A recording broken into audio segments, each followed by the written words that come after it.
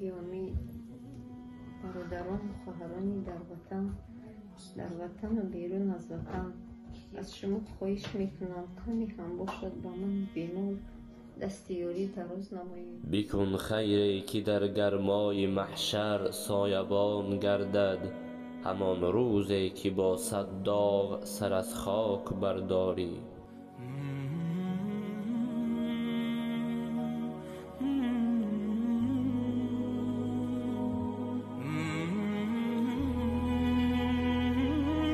سلام علیکم خاله جان. اولا دعا کنیم که الله شما را شفا دهد و از شما پرسیم چقدر است که به این بیماری رگ گرفتار شده اید؟ و علیکم السلام. دوام 1 سال شد که با این بیماری گرفتارم. دست جمع دعا کنیم که الله شما را شفا دهد خاله جان.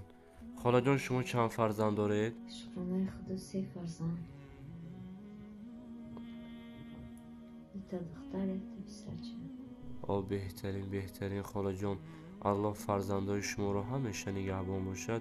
و خاله جان دکتران برای بیماریتان چی گفتند؟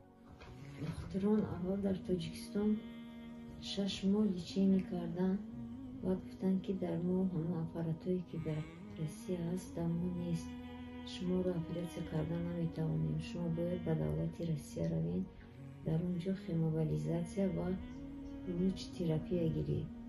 من طول 5 ماه باز من آمدم به روسیه. فهمو خاله جان. بعد خاله جان دکتران آیا گفتن که چقدر مبلغ در کار است برای این رو توبت کردن؟ برای توبت 950,000 مبلغ گفتن. من باید که 25 اپریل بیمارخانه ده خواب میکردم، خیموبیلیزاسیون میگرفتم. بعد از خیموبیلیزاسیون 4 کورس لوچیوی. از سبب نداشتن مبلغ من خواب رفتن نتوانستم. حاضر این بیماری درد شدت داده ایستاده است و همه اعضای بدنم درد میکند. دیگر یگان داروی برای درد یادم نمیکند و مجبور شدم که به شما مراجعه کنم.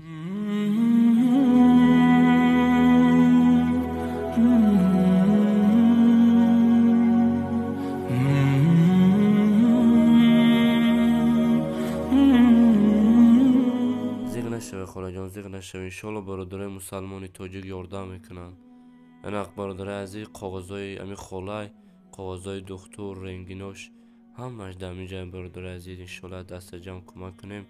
خاله جان برای برادرای مهاجر، برای برادرای مسلمان چی گفتنی هستین؟ اول هزار رحمت با اون شخصانی که با ما دستیاری دراز میکنن و میخوام که ده حقم دعا کنید.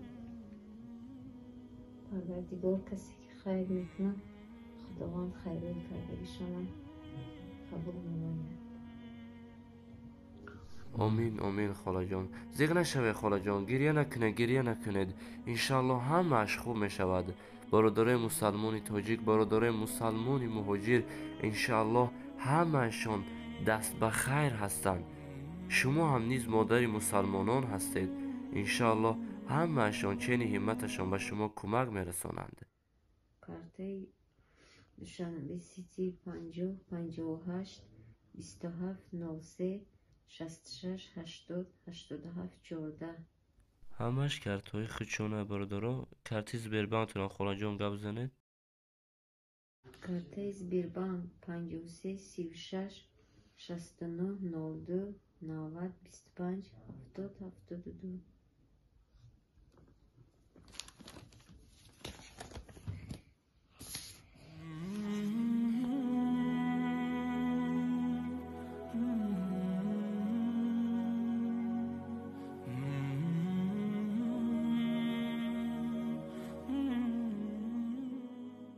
انا خاله جان در حق غریبا یک دعا کنید. الهی آمین.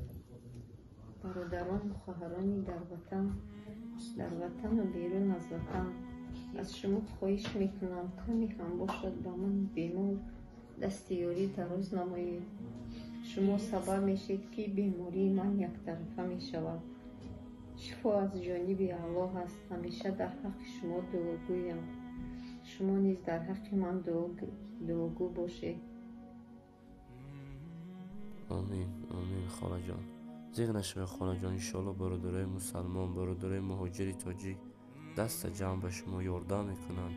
هر کس چنین همت خود انشالله به شما دست خیر میرسانند. زیغ نشوه خاله جان. برادرای تاجیک، برادرای مسلمان، التماس در حق این خاله دعاگو باشیم و این نوا را به دیگران برسانیم تا اینکه همه ببینند. الله نگهبانتان.